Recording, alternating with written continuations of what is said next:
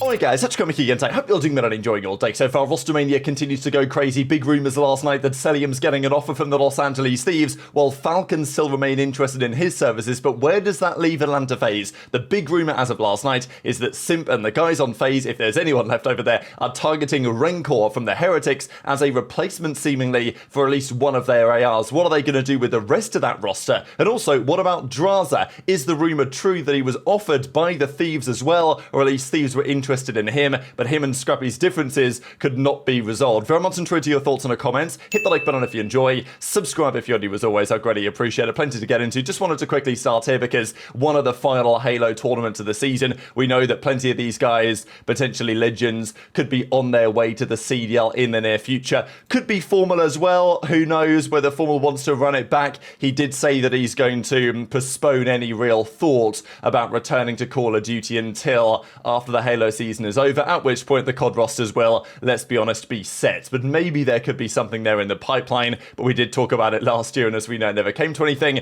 But Formal and the OpTic team are obviously going to be looking to end this year on top. They reverse swept Space Station last night to make it to Championship Sunday. This is the bracket for today, if you guys are interested in that. But yeah, obviously wanted to keep an eye on what happens with Formal and his adventures. Now, let's talk COD Rostermania. This is Pred. He tweets out heart emoji and, you know, well, let's just call it Falcon emoji, right? It's an eagle, but you know what I'm saying. And then we get a similar tweet shortly afterwards from Xnid. Well, actually, basically the same tweet about half an hour later. And he says, always, you know, heart, green heart, Falcon, whatever. So, does this mean anything for next year? Does this mean that Xnid is definitely staying and not getting drops? No, but I would say that it does improve his chances.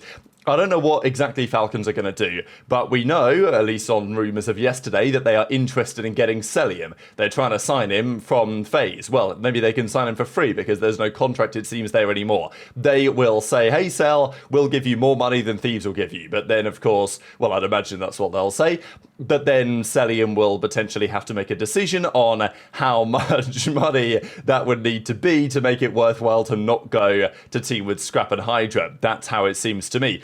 But also for the Falcons, if Xnid is to stay, is he going to stay as an SMG? Is he going to stay on the flex? Is Pred going to get someone else? Because, you know, in addition to the interest in Cellium, we're also pretty sure there was, and probably still is, interest in aBeZy. But we also know that Toronto probably want aBeZy, but that would require a buyout. So many things are in flux right now. But I just saw these couple of tweets and thought, you know what, probably Xnid and Pred will stay as a duo over there, and maybe some other players might have some perspectives on that if and when they were to join. We're going to speak about RenKor and the Heretics. I thought this is pretty funny. Carbon tweets this out last night. 4 dead, 14-8 is still crazy, of course. This was that Hacienda control. OpTic down 2-0 in the series, down to Heretics. Looked like they were going to get 3-0'd by Heretics, but yet OpTic somehow make a miraculous clutch in the final round of that control. They win the game 3, they win the game 4, they win the game 5. They go on to win the tournament in the next day, right? So incredible in a way, because OpTic of old would have been the ones choking this type of advantage, whereas this OpTic team, they were the ones clutching up in miraculous circumstances every single time. So crazy how the turns table or whatever. And well, Real was in the reply saying, bruh, are you serious? Come on, don't remind me of that. Real, as we know, free agent, right? He can go where he likes, or they might bring him back. But if he does come back, it may not exactly be to the same iteration of that team, because Surge, all of those guys are free agents. Heretics, Real is a free agent, as is Metals, but RenKor and Super, because, you know, they just signed really this year, they are still under contract, but does not necessarily mean they're not gettable. Now, this was a tweet that RenKor did yesterday. Does it mean anything? Maybe, maybe not, but he says, blessed to live this life, and he tweets out a picture of, well, I mean, it's the All-Star team, right? The second All-Star team. Drazah, aBeZy, JoeDeceives, and RenKor. Now, we know that JoeDeceives and aBeZy get along pretty well, and there has been lots of discussion about whether that could be a duo on Toronto for the upcoming season. I don't really see Drazah going there as well, although it actually could be really good for him, I think, but we're pretty sure that he's going to team with Kenny, and that might be somewhere else. Time will tell. But yeah, RenKor tweets this out with these 3 guys, and this would be a pretty nice team, you gotta say. Like, if this was hypothetically a quartet, 2 ARs, 2 SMGs, it's tough to field a roster which is too much better than this, given the options available on the market right now. Assuming you can't get anyone from Thieves, you can't get anyone from OpTic, then this is almost, as a roster goes, one of the best rosters you can possibly build, I would say. But does it mean it's going to happen? No, I think it's very unlikely.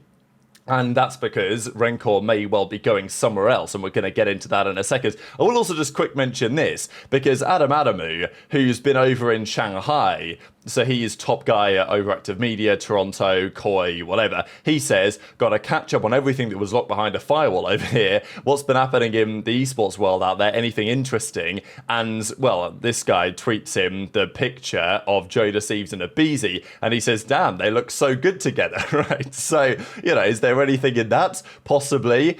I think if you're Toronto, it's definitely something you've got to think about right now. There was also this tweet from Vinny Gage. This is just a screenshot, by the way, because it got deleted, because, you know, this is what this guy does. But so I screenshotted it before, because I knew it was getting deleted. But Vinny said, and look, whether Vinny knows anything really what's going on, I don't know. But he did tweet it out. Ultra will be winning 2026 COD champs. So are they putting together, like, are they going to pull the trigger on this? Are they going to get the wallet out and make the move for aBeZy, bring him alongside JoeDeceives?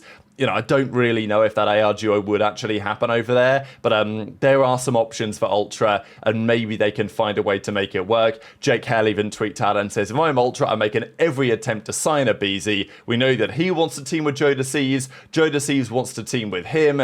You know, I think aBeZy, if the money is right, if they can pay the buyout, aBeZy would probably prefer to go to Toronto than he would to go to Falcons. But, you know, obviously I'm not living in aBeZy's brain, so I can't give you the answer on that.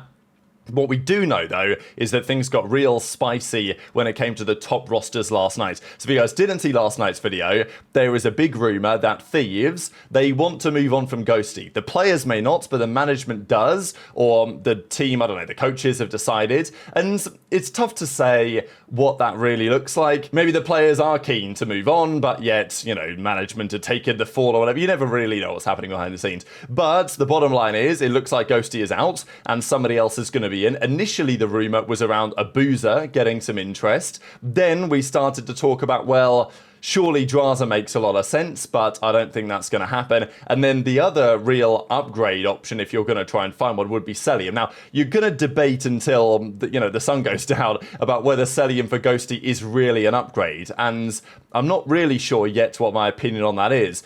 But not to say that this might not be a sensible move. If they've decided they want to move on from Ghosty, then it's simply a matter of, okay, and you know, for whatever reason that might be, it's simply a matter of, okay, who is our best option on the market? And if Cellium is the best option remaining, then you've got to go and, you know, give it a go, especially because he's totally a free agent right now. There's also interest from the Falcons, we think. But the big rumour, one of the other big rumours of last night, was around what's happening with Drazah, because on paper, if you took all the personal stuff out of it, on paper, the perfect AR duo for Scrap, in my eyes, would be somebody like a Drazah, right? The way that he plays, I think it would make a lot of sense, especially to replace Ghosty. Drazah would be an excellent option.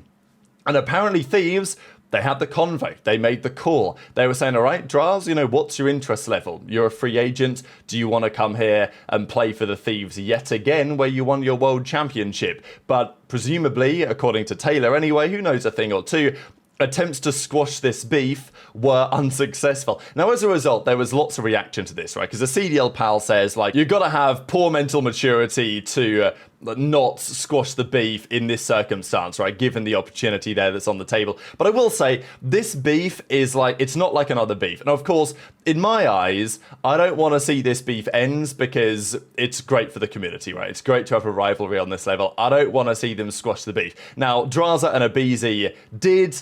That wasn't as deep. Like, it was still pretty bad. Like, aBeZy had kind of made some comments about Drazah's girl, but it wasn't, you know, insane. Whereas the Scrap Drazah stuff did go totally next level. And look, as far as if I was in Drazah's position and I've got Scrap and his girl talking about my kid, my family, and making such comments, I can understand the perspective to say, you know what, like, I'm never going to make amends for that situation. And on some level, I respect it, right? Now, of course, you could say, well, should you forgive? Should you forget with an opportunity like this? Obviously, there were loads of tweets about it. I mean, these were just some of the tweets. And there were plenty of other tweets, you know, there were plenty that were actually far worse than this that are in the videos that I made back when this was all going on last year. But I can understand why. Apparently, Scrappy is kind of down to drop it, but it doesn't seem like Drazah is. And I get it, right? And I don't really want that to change, to be honest. But obviously, I'm kind of biased on this. Now, whether that's a good or bad decision as far as Drazah goes, given the opportunity to play with those guys, it's an interesting one where Drazah will go instead. Because, you know, there is a good argument to say, well, look, Drazah, you know, this is on the table maybe if you're willing to go there. And maybe it's too problematic, and I get that, but if you're not willing to do that, then you're going to team with Kenny again. You know, where's that going to go? There's a big question, isn't it, really? Now, I wouldn't say it's the dagger for Drazah's career exactly, but it is certainly a big deal. So that's the Thieves stuff. The other big part of this, though, is what's going on at FaZe. What roster are they going to build? Because Drazah ain't coming back there, to our understanding, and Cellium is probably going to get picked up somewhere else. And aBeZy is an RFA likely to be sold to either Falcons or Toronto. So if they are going to get some money for aBeZy, they're going to sell him for a bit of a buyout. Then the opportunity seemingly is there to go to Heretics and pay them to get RenKor. This is, as far as I'm concerned, the most sensible thing that FaZe could do right now is try and get RenKor off Heretics. Their team might well be blowing it up anyway. Real's a free agent, Metals is a free agent, RenKor's probably gettable, and especially if you've got some money coming in from aBeZy's sale, then go and get RenKor.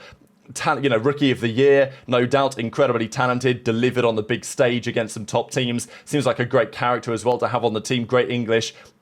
You know, I think it's kind of a no-brainer, really, to try and get RenKor. Can't get anyone from OpTic, can't get anyone from Thieves, so this is, you know, the next best option. And then, if you're going to get RenKor, the other players you get, presumably, you then look at Surge. And that was the big rumour that Taylor put out yesterday. He says that the latest rumour that he heard on what FaZe are going to do is they're going to try and get RenKor with Simp as an SMG AR slaying combo, and then they're going to round out the team with 04 and Abuzah. Those were the two names they were looking at. And this is real interesting to me as a duo there to get from Surge. Because, first of all, I guess the question that I will ask is, where's Neptune going in all this, right? Because Neptune was the best player on Surge as far as I'm concerned. I think most would probably agree. Now, look, could 04 be a really good partner to Simp in some respects? Yeah, I think he could be. And I do rate 04. But, you know, in terms of stacking the team with talent, that's not what this would necessarily be for FaZe. And maybe that's for the better of FaZe. It would really require Simp to step up big time. And maybe he's very willing to do that because 04 could do all of the dirty work, get all of the hill time, and Simp would just be able to slay again. And if you get Neptune in, yeah, maybe you have more talent, but maybe you compromise on other factors. So I think it's a really interesting idea from FaZe. But I look at that team of 4 and you think, well, you know, against the OpTic super team, against the potential Thieves super team with Cellium even, you know, wherever Drazah goes, whatever Falcons do, somebody's going to get aBeZy. Maybe it's Toronto, they form a great team. You know, it's difficult to look at this quartet and say, look, whatever FaZe do, it's going to be a downgrade, right? Like, it's impossible to change out aBeZy and Cellium and Drazah and consider the team to be upgraded if you can't go and get players from OpTic or Thieves. So this is why this seems very interesting. I think the Abuzah, RenKor AR duo, the 04 Simp SMG, it's an interesting idea. Whether they lock this in is a question. I think this is a perfectly functional team. Is it exactly what I would do if I was FaZe? I'm not so sure. I would certainly go and get RenKor if I could. And I think that would be the chief target as far as I'm concerned. And apparently that is what FaZe are currently looking to do. So massively intrigued to your thoughts in the comments. Drazah tweeted this out, presumably back in Alaska, and I don't know what this is meant to mean, but obviously there was talks about with the Drazah to Thieves situation and all those consequences, and Drazah just put this on the timeline and basically said no more. Heretics do tweet this as well. They just put out like the, you know, dial phone thing, so maybe expecting a bit of a phone call there from FaZe talking about RenKor or the other way around. And then Toronto tweet this out, which maybe implies that they're pretty excited about the roster they're building as well. That's where we're going to leave it for this morning. Very much intrigued to your thoughts on all of this stuff in the comments. Hit the like button if you enjoyed. Subscribe if you're new. Take care, and I'll see you next time.